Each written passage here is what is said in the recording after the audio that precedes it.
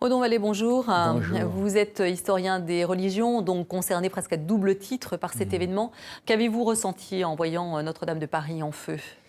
Eh bien, j'ai ressenti pas grand-chose. Ça va vous étonner parce que je pense que l'émotion est mauvaise conseillère. Je comprends que les gens soient très émus. Je préfère avoir la même attitude que le président Macron et le Premier ministre Édouard Philippe, qui ont été extrêmement rigoureux dans leurs propos, très conscients des risques que l'émotion fait courir. Et déjà, on voit qu'il y a plein de contradictions. Alors, en fait, Notre-Dame de Paris, De Gaulle aurait dit Notre-Dame la France. C'est là qu'il avait entendu un tédéum qui, en fait, fut un magnificat à la libération de Paris. C'est là qu'il y a eu une cérémonie extraordinaire en novembre 1970 pour la mort du général, où il y avait le petit prince Mohamed, qui était le fils d'Hassan II. Il le représentait, il avait 12 ans. Et les Français avaient été très émus par cela. Il y a eu beaucoup d'événements historiques.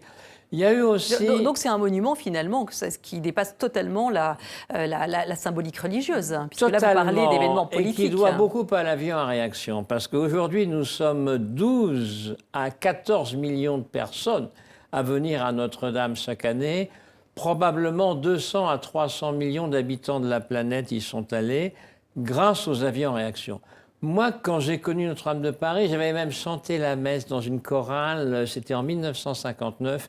Il y avait moins d'1 million de visiteurs par an. On a multiplié par 12 ce chiffre grâce aux moyens de communication, grâce aussi aux efforts d'accueil de la paroisse. C'est une paroisse, Notre-Dame. Et du diocèse de Paris, on est beaucoup plus réceptif à une clientèle mondiale. Mais ça risque d'impacter le tourisme, hein, cet événement. Alors, et le malheureux 4e arrondissement de Paris, effectivement, il y a des gens qui vivent de Notre-Dame dans l'hôtellerie, dans les restaurants, dans les cafés, dans les boutiques de souvenirs. Mais enfin, dans un autre sens, ça fait connaître Paris. Et je pense qu'il n'y aura pas finalement je dirais, un désastre touristique. On préparera d'autres circuits touristiques. Les gens se précipitent au Sacré-Cœur, deuxième monument de la planète le plus visité au monde, 10 à 12 millions. Il faut faire attention parce que c'est moins grand, hein, mais on sent que les gens sont attirés par Paris.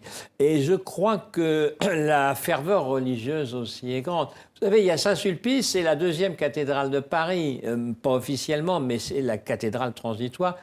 Elle a la même surface que Notre-Dame de Paris.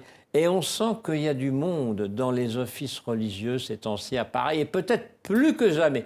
Et peut-être que ce qui se produit à Notre-Dame va apporter un regain de ferveur religieuse. Alors on voit que chacun a envie finalement de contribuer à sa rénovation, puisque les dons affluent, que ce soit les dons des grandes entreprises, des institutions, mais les particuliers veulent aussi amener leur obol. Oui, alors soyons prudents, parce que les gens ne peuvent pas payer deux fois. Ce qu'ils vont payer pour Notre-Dame, ils ne le donneront pas aux grandes associations de lutte contre le cancer, ils ne le donneront pas au secours des pauvres, ils ne le donneront pas. On voit qu'elle a précisément une place très particulière dans le cœur des gens, cette cathédrale. Mais c'est tout le problème. Dans l'inconscient collectif. Dans l'inconscient collectif, vous avez 1000 fois raison. Mais moi, je vois ce que dit la Croix-Rouge, ce que dit la Fondation Abbé Pierre, ce que disent d'autres. Attention, déjà, les dons sont en baisse en France. Alors, si en plus les gens donnent à Notre-Dame, il ne faudrait pas qu'ils nous oublient. Vous avez des maires de petites communes rurales qui ont dit « on va donner pour Notre-Dame ». Mais souvent, leur église est à moitié en ruine dans leur village. Alors parfois, il vaut mieux faire rimer générosité avec proximité. Ceux qui ont fait vraiment du très bon travail, c'est le chef de l'État qui a rappelé que c'est l'État qui est propriétaire de Notre-Dame, 90% des gens ne le savaient pas, et que l'État... Nous allons rebâtir. Alors bon, Emmanuel Macron dit 5 ans, ça vous paraît plausible pour les Jeux 2024 ? Écoutez, quand on connaît un peu les architectes des monuments historiques, le ministère de la Culture, etc., ils sont très très compétents, mais c'est la course entre l'escargot et la tortue. S'il n'avait pas dit ça, ça serait 30 ans et il y a beaucoup d'argent qui disparaîtrait. Il a raison de dire 5 ans, même si ça sera un peu plus, tout le monde le sait. Mais si vous voulez que ça dure 10 ans, il faut dire 5 ans. Hein. Et le chef du gouvernement, Édouard Philippe, a une très bonne idée. Il a dit on va faire une réduction fiscale de 75% jusqu'à 1 000 euros et seulement 66% après. En d'autres termes, il dit les petits dons seront plus aidés par l'État que les gros dons. Ce qui met un peu fin à la polémique sur les grandes fortunes qui donnent des centaines de millions d'euros. Vous voyez ? Bon, donc Notre-Dame sera sauvée d'une certaine façon. Mais alors, le premier à avoir sauvé Notre-Dame, c'est Victor Hugo quand même. Alors oui, Victor Hugo, oui, c'est vrai, d'autant qu'elle Elle aurait pu être vouée à la démolition à cette époque. C'est-à-dire, elle n'était pas très bien entretenue. Et alors, juste après, il y a Viollet-le-Duc qui a restauré. Il faut rappeler qu'elle a été construite entre le XIIe et le XIVe siècle. Oui, 1160, ça a commencé. Mais à l'époque, vous savez, on allait doucement. Et on se disait, si je donne pour Notre-Dame du travail, de la corvée ou de l'argent, peut-être j'aurai des indulgences, j'irai pas au purgatoire, etc. C'était une autre époque. Ce qu'on peut dire aussi, c'est que la cathédrale de Paris a eu la baraka. Elle a eu la chance, comme on dit en arabe, et maintenant elle a eu la scoumoune, la malchance. Parce que si vous prenez par exemple les guerres, en 1918, la grosse Bertha, un énorme obus allemand, est tombé sur Saint-Gervais à 500 mètres de Notre-Dame. Le vendredi saint, il y a eu des dizaines de morts. Et Notre-Dame, miraculeusement, a été épargnée. Première guerre mondiale, Deuxième guerre mondiale. Bon, on rappelle quand même qu'il n'y a aucune victime due à ce ravage. Les pompiers sont des héros.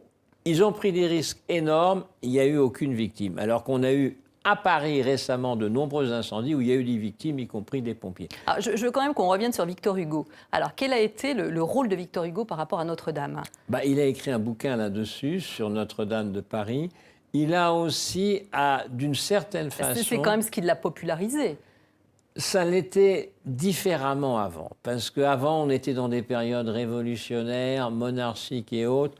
Ça l'a un peu popularisé, mais n'exagérons rien. C'est-à-dire que quand même Notre-Dame était un personnage à part entière. Oui, mais en même temps, à l'époque, combien de gens allaient à Notre-Dame ? Très, très, très, très peu. Encore une fois, ce qui a popularisé Notre-Dame, ça a été, je dirais, l'accueil qui a été fait grâce aux archevêques de Paris et les moyens de transport rapides. Mais c'est peut-être pas le monument le plus visité au monde, c'est peut-être Notre-Dame de Guadalupe à Mexico, mais il y a 22 millions d'habitants à Mexico. Mais après, c'est sûrement le premier d'Europe, et juste devant le Sacré-Cœur de Paris, 10 à 12 millions. Les monuments religieux, qui sont gratuits, on ne paye pas l'entrée, ils ont un petit peu plus de monde que le palais de Versailles, que le musée du Louvre, etc. Il y a aussi un phénomène religieux de la part de gens qui peut-être n'ont jamais fourré les pieds à l'église. Une certaine spiritualité peut se dégager de cet édifice et aussi un sens artistique, parce que vous avez des concerts magnifiques. J'ai pour ami Philippe Lefebvre, qui est l'un des 3 excellents organistes de Notre-Dame. Il donne des concerts extraordinaires. Vous avez des chœurs adultes, chœurs enfants à Notre-Dame. Vous avez des offices d'une très grande beauté liturgique. Donc finalement, c'est un lieu très inspirant à tout point de vue. Très inspirant. Alors on pense à Claudel qui aurait retrouvé la foi derrière un pilier de Notre-Dame le jour de Noël. Bon, d'accord. Mais je pense qu'il y a d'humbles pèlerins qui mettent un cierge et qui sont tout aussi méritants que Paul Claudel, notre ancien ambassadeur à Tokyo. Merci beaucoup, Audon Vallet. Merci. Alors, je rappelle le titre de votre dernier livre, Dieu et les religions en 101 questions-réponses chez Albin Michel. Merci beaucoup. Merci.